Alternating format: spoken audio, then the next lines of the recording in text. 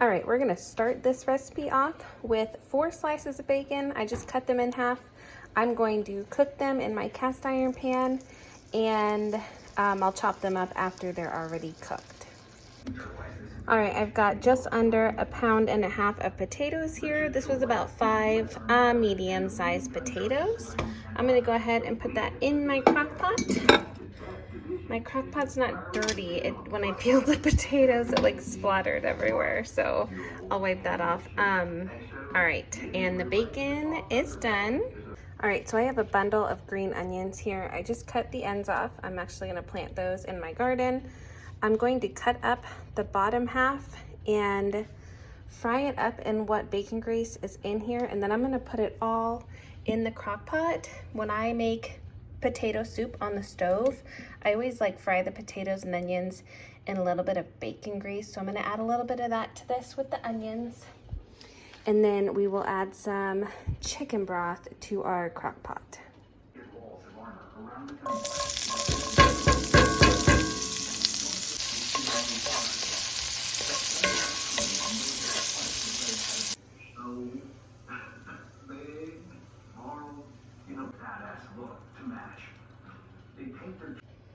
All right, now we are going to add some water. This is a very small crock pot. It's just a 4-quart. I mean, it's not that small, but I'm not trying to make a lot of soup. There are 4 people living at home right now, and I think only 3 will be eating, and one of us, this is not her favorite soup. So I'm just trying to make just enough for dinner tonight. I don't want a bunch of leftovers. So I think I'm gonna put 1 more cup of water in there, and then I'm gonna put 3 teaspoons of this bouillon powder in it, some coarse black pepper, and some fine onion powder, and then we will put the lid on. It's on high, I think. Yeah, it's on high. Sorry, this is a new crock pot. And I'm going to let this cook for probably 2 to 3 hours, and then we'll come back and doctor it up some more.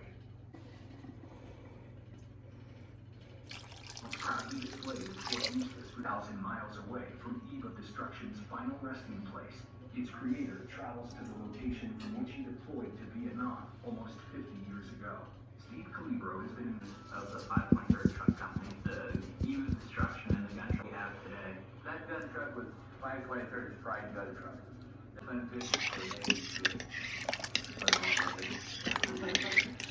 Moved into a brand new building. The first thing. All right, I just added about half a pad of butter, probably like half a tablespoon. I forgot about butter. It's gonna add some good flavor. All right, for this garlic knot recipe, I'm gonna be using my scale, if you can see it down there, to weigh out my ingredients, but I will read them to you because it's in cups and it's in grams and milliliters. So I'm gonna weigh it, but I will tell you what it is in cups or teaspoons or tablespoons. You know what I mean, right? Okay, so, and also you can go back to the recipe. I will link it in the description box. But the first thing we need is 320 milliliters of water, which is 1 1/3 cups. Okay. Well, I measured out 1 1/3 cups, and I'm at 330 right now. And I still have a little bit in there, so, okay. I'm also going to add 7 grams of yeast, and that is the same as 2 1/4 teaspoons, which is the amount that's in a packet of yeast. I'm confusing myself here. Okay, 7 grams. And then 1 tablespoon of sugar, which is gonna be 13 grams. This is just so much easier without having to get out a bunch of measuring spoons. Oh, perfect. All right, now I'm gonna mix that up and let it sit there for a second.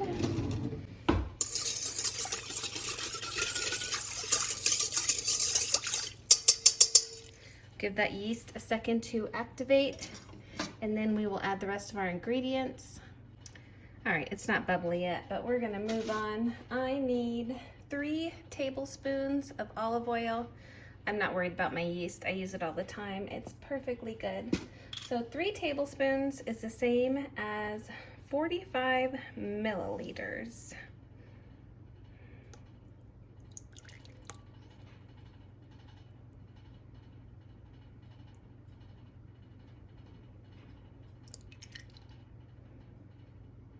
There we go. All right, and then we need a teaspoon of salt. I'm just gonna measure it into my hand. That looks good. And half a teaspoon of garlic powder. And I'm just gonna shake a little bit in there. I don't think it's gonna hurt anything. I don't even know if that was half a teaspoon, but that's okay. All right, now we need 3½ cups of flour. And for me, that is going to be 450 grams. I am using bread flour today. So 3½ cups or 450 grams.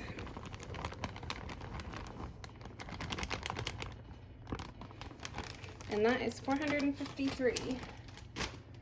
But I think we'll be okay. All right, let me get my dough hook attachment and we will start kneading this.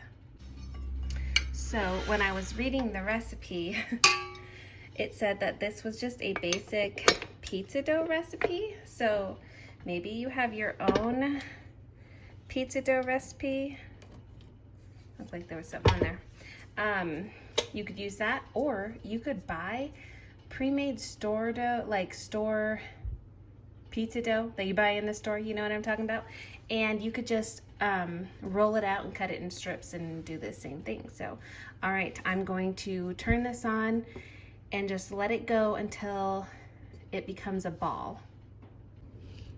All right, this has been kneading for 8 to 9 minutes. It's still very sticky, but we're just gonna go with it.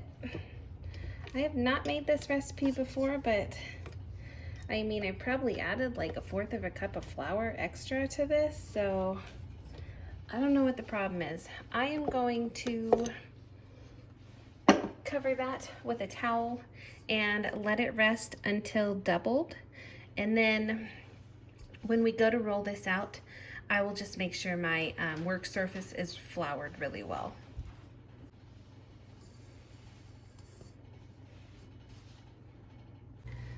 All right, my soup has been on high for about an hour. I'm a little worried because it's not even simmering. I have this little bit of cream cheese that's been in the fridge from a package I opened to put on bagels a little while ago, and I want to use it up. So I'm going to add it in here. This is probably, I don't know, 2 tablespoons. I have seen other people add cream cheese to their potato soups. I usually add sour cream, and I will at the end, but we'll just make it extra creamy.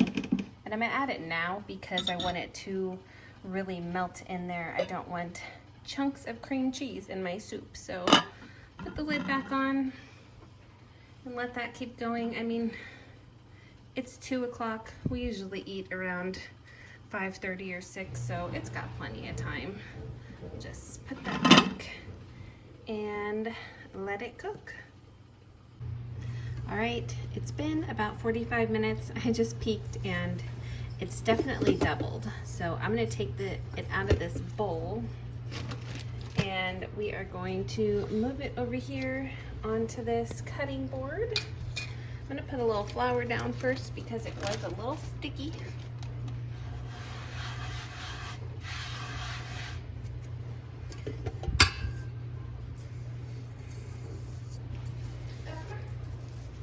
There's a little flour on top of it because I was trying to get it off my hands when I took it off the dough hook. Some dough was sticking to me. It's not sticky anymore. Okay. So I'm just gonna knead this for a second. Oh, this dough is nice and soft. Okay, a little bit sticky. Just gonna work in that extra flour that I had.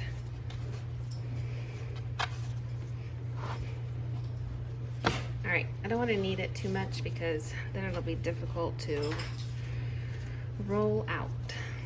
So I'm gonna set it on my board here.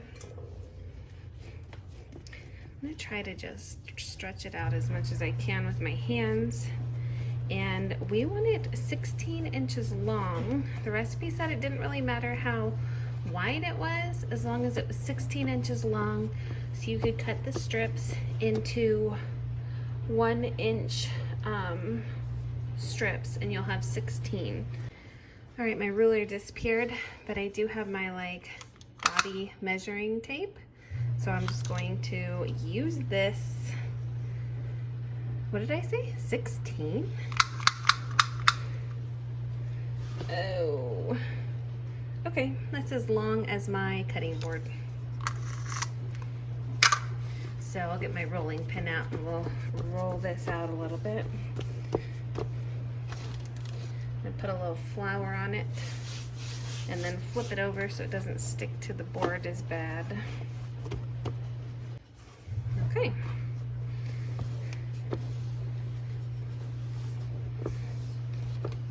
Sorry about the shadows. I haven't really found the right place in my kitchen for filming videos like this.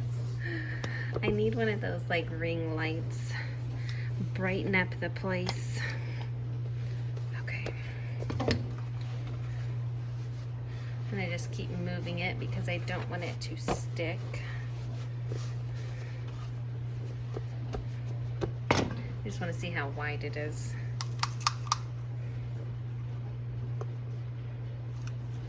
Yeah, that's 7 inches wide. I'm gonna move you guys back a little bit. Oh, there we go, okay. All my vegetables here are in the way. All right, so I have a pizza cutter, or had one, and it's not in my drawer with all of my kitchen tools, so I guess it's gone. So I think what I'm gonna do,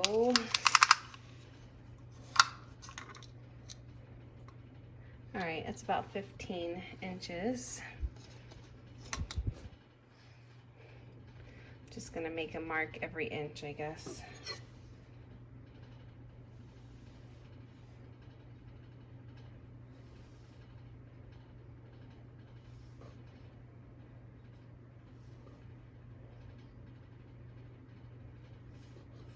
All right, I think I can go from there. Okay.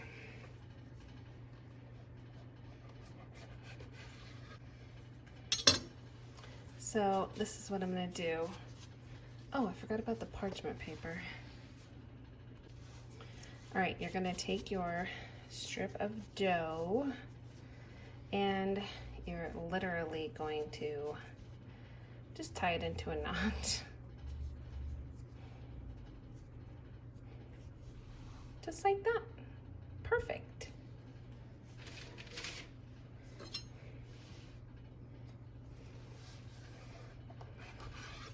So it doesn't really matter how like perfectly accurate your like strips are, because I mean they're not all gonna be the same, and that's totally okay. Look at how cute it is. So I'm gonna continue to cut and tie these, I guess, shape them into the little knots, and I'll show you them when they're all done. All right, so this is what I did. Those first ones I made with you were pretty big, and I decided I didn't want them that big for soup tonight. So I'm gonna put these directly in the freezer before they start rising, and you can freeze them like that, bring them out, defrost them, let them rise, and bake them. But for tonight, I cut each one in half, and I made these little ones. I think there's 14, so I had 7, I guess. I cut 7 in half. Anyway, this is plenty for us for dinner tonight, and these will go in the freezer. So I'm gonna put these on my cookie sheet right here. I'm gonna put a damp towel on them and let them rise for 30 minutes. And these are going directly in the freezer for another time. All right, there they are. You'll see these are gonna double in size again, and they're gonna be perfect for soup tonight. All right, I took the towel off. These have puffed up, probably not doubled, but they have puffed up quite a bit. It's been half an hour. My oven is on 400 degrees, ready for me to put these in. The recipe calls for 5 tablespoons of butter. Well, I just did 4 because I hate wasting butter, especially with how expensive it is. So I just cut a block in half, or a stick in half, and melted it. I put half a teaspoon of garlic powder in here, and it calls for Italian seasoning, which would probably be good if I was eating like spaghetti or something, but I'm just gonna add a little parsley. It actually tells you can add parsley at the end after they cook with some like Parmesan cheese, but I always add parsley to our garlic bread, so I think it'll just add a nice green color. Let's not joke ourselves. It doesn't really add much flavor, but I'm gonna go ahead and brush these little babies. I don't really brush them. I just kind of like blob it on there. Make sure it gets completely covered with the garlic butter. And then after you do them all, you can go back and give each one a little bit more. I guess you could even like roll them in the garlic butter. That might not be a terrible idea. Sounds pretty good to me. So, all right, I'm gonna go ahead and blob some garlic butter on each of these, and then we will put them in the oven. Okay, I am gonna just like sprinkle a little bit more parsley, just a little bit. And I would enjoy these with Parmesan cheese when they came out, but I'm not sure my family would, so I'll probably hold off on that. But all right, they're ready. We're gonna throw them in the oven for what does it say, 20 to 23 minutes. That's specific. All right, see you in 20 to 23 minutes, probably 20 because they're small. All right, and I thought we'd come over and look at the soup. Fog you guys up real good. Oh my gosh, it smells really good. Even like not having any bacon or anything in here yet, it smells so good. The potatoes are still kind of hard. It is, I don't know what time it is because I have a timer on the microwave, but we still have a couple hours. Oh my gosh, it smells so good. I was a little worried at first because it was kind of smelling like a Chinese soup with the green onions, but it's smelling really good right now.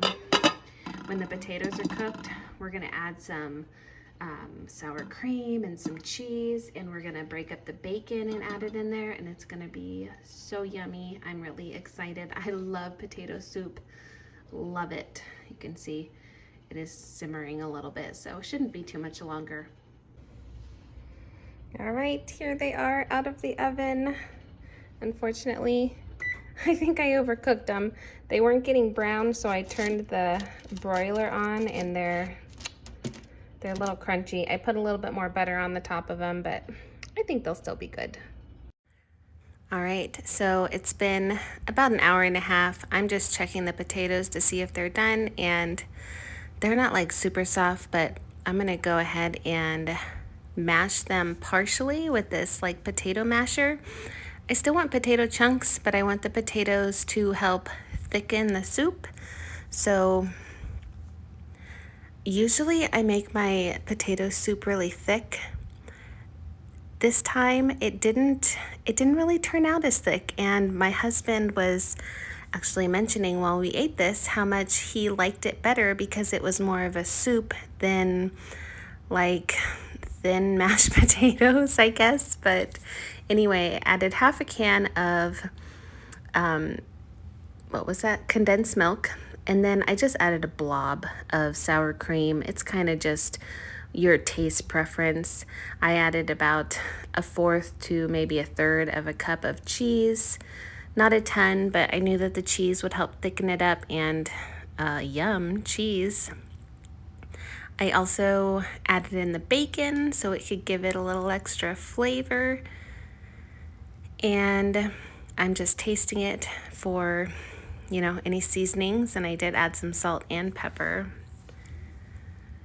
I waited on the salt because the chicken bouillon that I use is pretty salty, and my husband doesn't really tolerate salty foods very well. So I also added some of these buttery instant mashed potatoes. I like to thicken creamy soups with these instant potatoes. It just works so well, and I mean, it's a potato soup, so why not? If you use a lot, I feel like it changes the flavor a little bit, like gives it that instant mashed potato flavor, but this wasn't enough to do that. And I wasn't trying to make it too thick, but it's potato soup. I do want it to be, you know, a thicker soup. So it was perfect. It was absolutely perfect. There was one serving of leftovers that I ate the next day for lunch.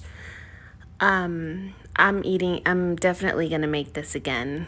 My husband, while I was cooking, when he came home, he was like, "What are we having for dinner?" Once in that crock pot, and I was like, "Potato soup." And he's like, "Oh, are you serious?" And I was like, "Oh, I love potato soup." And he was eating it, and he's like, "Oh, this is really good." I was like, "Yeah, see? It's delicious. And look how cute those garlic knots are." I hope you guys enjoyed this video. I really enjoyed making this soup for the first time. I hope you're enjoying all these Crocktober recipes. And I will see you in the next video really soon. I hope you guys are having a great day. Bye, friends.